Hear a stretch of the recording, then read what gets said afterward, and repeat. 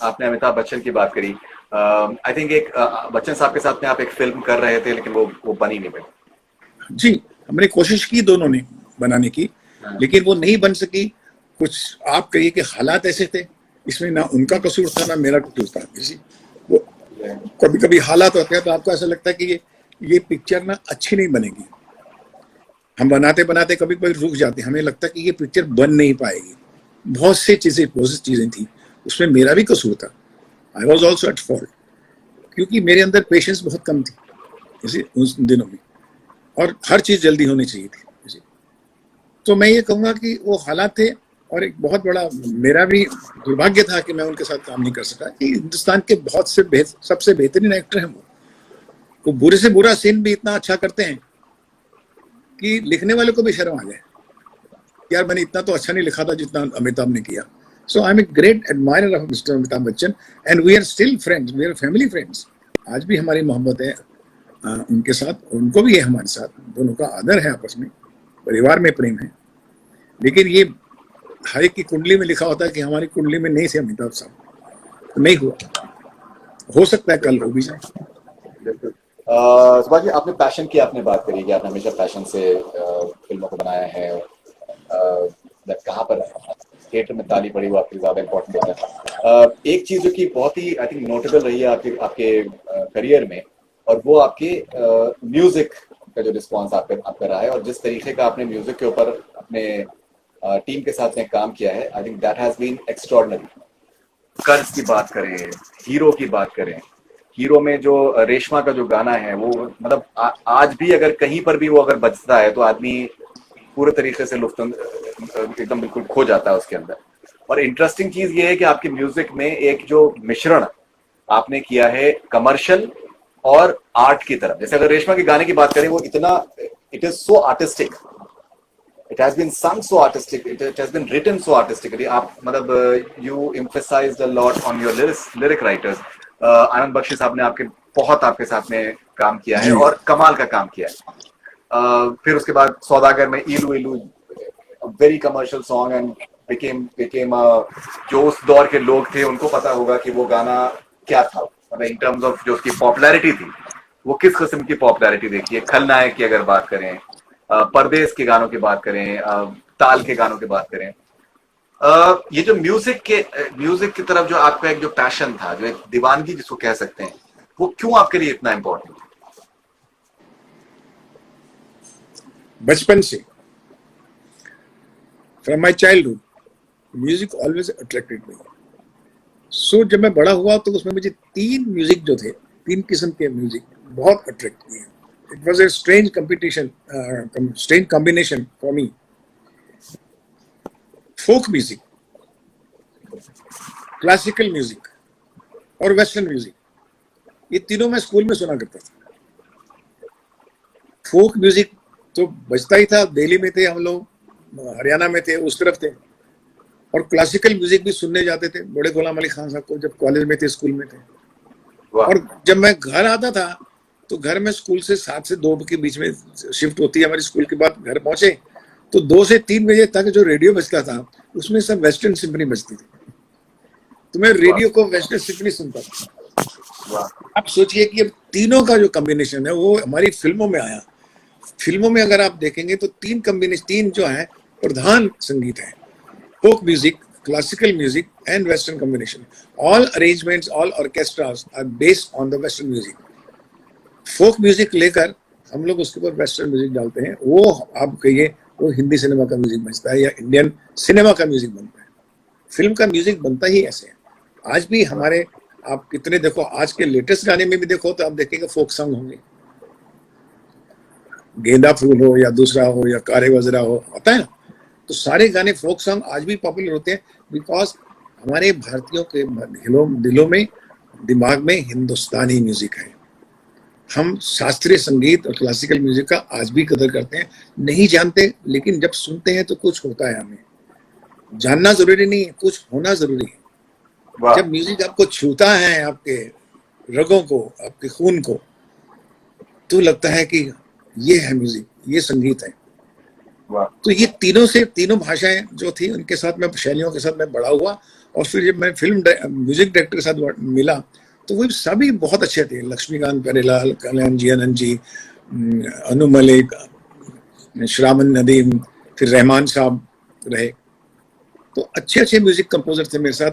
तो वो मेरी बात को समझते थे कि मैं गाने की कौन सी अदा लेकर आया हूँ, क्योंकि मैं अपना बैकग्राउंड स्कोर और गाना भी मैं स्क्रिप्ट में लिखता हूँ, गाने का थॉट भी लिखता हूँ, और गाने का जो मूड क्या होगा और गाने का रेफरेंस क्या होगा, ये मैं जाके अपने और एज ए डायरेक्टर आपका फर्ज है कि आप टेक्नीशियन को बताएं कि आप चाहते क्या हैं, क्योंकि कभी टेक्नीशियन पूछेगा ना आपको किस किस्म का गाना चाहिए, आप ये तो नहीं बोल सकते love song love song love song, bhajan bhajan bhajan, ऐसा नहीं कर सकते आप उसको, क्योंकि आप फिल्म का म्यूजिक बना रहे हैं, तो आप उसको पूरा नैरेटिव देते हैं, पूरा डिस्क्रिप्शन देते हैं, and that is why they all of them have given a fantastic music in my movie, and all my music was made for movies, खाली सुनने के लिए नहीं था, देखने के लिए भी था वो। आज वो इतने गाने जिंदा हैं, ताल के हैं या प्रदेश के हैं या खलनायक के हैं, क्योंकि देख के उसका पार्ट लगते हैं। Music has been very much big part of my scripts. Visually, it has been. Obviously, we'll come to the cinematography part of आपके जो गानों के में जो एक स्पेशलिटी है, बट कोरियोग्राफी की अगर बात करें, कोरियोग्राफी पे भी आप बहुत ज्यादा आपका एक एम्फेसिस रहता है, चाहे वो कर्ज के गाने हों, चाहे वो खलनायक के गाने हों, ताल के गाने हों, हमेशा एक कोरियोग्राफी पे भी आपने बहुत एक एम्फेसिस दिया है। और जब आप जैसे आपने शास्त्रीय आपने बात करी, तो उसमें एक उसके अंदर एक हिंदुस्तानी एलिमेंट बहुत होता है आपके कोरियोग्राफी में। जी, सबसे पहले तो मैं हिंदुस्तानी खुद हूँ, दिल भी है, दिमाग भी, सोच भी और वैल्यूज भी, प्योर हिंदुस्तानी हूँ। जानकारी सब है, लेकिन दिल से मैं हिंदुस्तानी हूँ। परदेश का गाना भी है ना आपका, अमरीश पुरी जी का। हाँ तो सिनेमा जो है, इसके अंदर सारी कलाएं आनी चाहिए फरीद जी। ये नाट्य शास्त्र है जिसमें dance, drama, music, painting, photography सब कलाएं हैं इसके अंदर, और अगर आप डायरेक्टर बनने हैं तो आपको मल्टी टैलेंटेड होना बहुत जरूरी है। तो डांस, ड्रामा, म्यूजिक, नृत्य शास्त्र भी आना चाहिए, संगीत शास्त्र भी आना चाहिए, नाट्य शास्त्र भी आना चाहिए, फोटोग्राफी भी आनी चाहिए, पेंटिंग की भी सेंस होनी चाहिए आपको, कलर्स की भी सेंस होनी चाहिए, वाक विद्या भी आनी चाहिए आपको। इतनी विद्याओं का मिश्रण है फिल्म में, यही तो इसकी कमाल चीज है। इसीलिए जब पैन सिनेमा बनाते हैं, जिसको आप चाहते हैं कि मैक्सिमम ऑडियंस आए, पूरे भारत से, पूरे विदेशों से, दुनिया से आपकी फिल्में लोग आके देखें, तो उनको उनका हिस्सा मिलना चाहिए। किसी को डांस पसंद, किसी को म्यूजिक, किसी को नाटक, किसी को इशू, किसी को सब्जेक्ट, किसी को थीम, है ना। तो ये सब चीजें जो मिला के हम लोग पैन सिनेमा बनाते हैं। We are belong to mainstream cinema, we are not art house. Art house is a very specific subject and issue being narrated beautifully. They do it fine, but I belong to mainstream cinema. I belong to a pan cinema, where all these things are the combination, and through those things, three arts, you narrate a story. So the technology of latest cinema or latest technology, you can say that. तो ये बहुत important बात है हमारे लिए समझना कि ये बहुत सी कलाओं का मिश्रण है सब। तो उसी तरह से कोरियोग्राफी भी उतनी इंपॉर्टेंट होती है।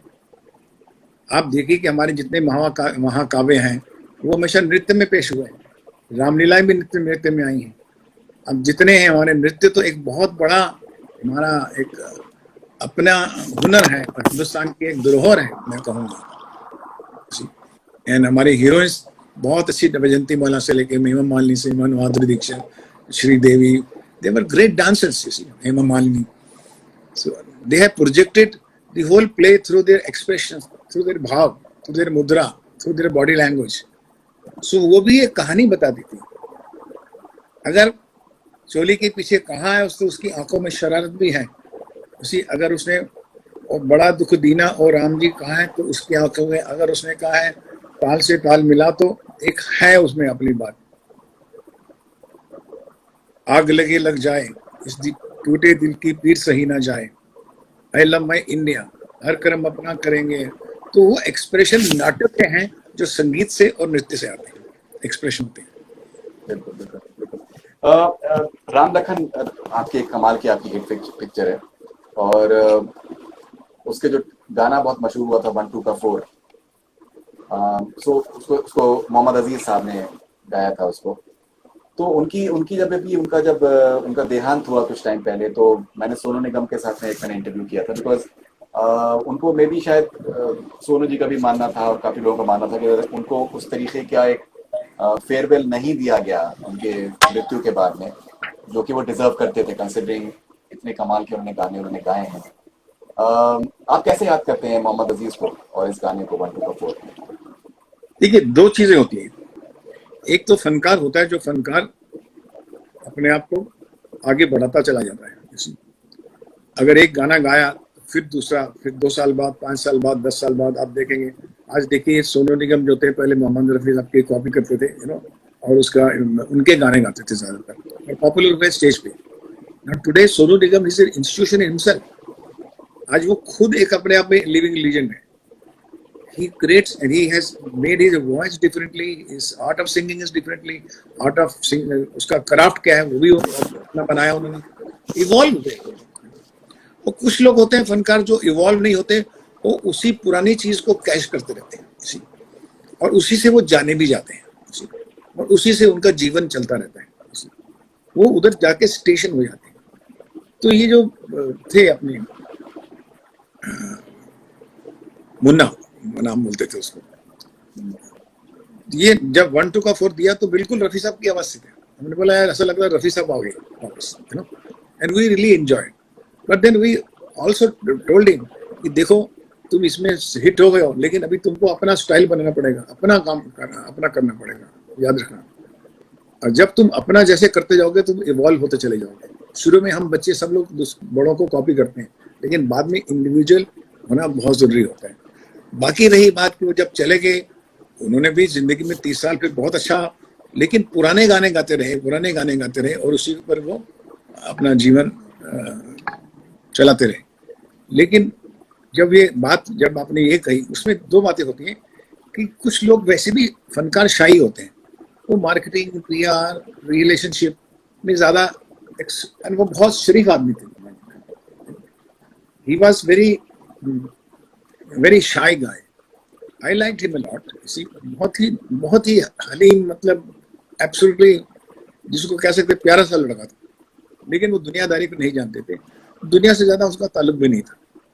तो फिर कोई आप भी पब्लिसिटी कहाँ करेंगे ऐसे आदमी की? उसका गाना लिस्ट हुआ, लेटेस्ट हिट हुआ होता तो मीडिया ने भी उनको कहा होता कि देखिए साहब ये है लीजेंड, इस साल भी गाया था और आज भी गाया है। तो वो अनसंग ही चले गए। मैं भी ये महसूस करता हूँ, लेकिन आज हम उसकी बात कर रहे हैं, उसका हिस्सा तो हम दे रहे हैं, उनका श्रेय तो उनको दे रहे हैं, आज सत्कार तो हम दे ही रहे हैं ना, क्योंकि आप और मैं बात तो कर रहे हैं।